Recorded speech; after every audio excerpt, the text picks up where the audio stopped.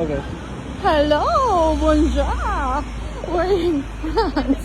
Feel na mag-French. Wala namang alam. So anyway, Cannes. we're at Cannes, France. At andito kami sa shopping side. Maglalakad-lakad lang at ako yung may hahanaping lipstick.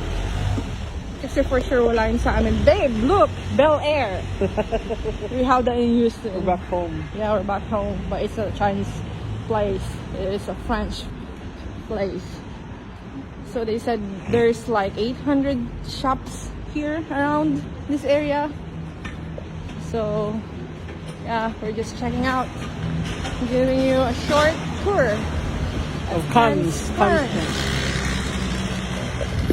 Look at that bed. Sitting pretty. Oh. Okay. So yep. Later on this day, we'll go to the, what do you call that, babe? The film fest. Film Yeah. Festival. Trarampa tayo doon, guys, mamaya. Yep. It's not so crowded in here. I don't know if people don't like shopping, but yeah, it's not so crowded. Yeah, too bad we cannot shop because coming here, flying to Amsterdam, already had a hard time because we're almost, you know, overweight.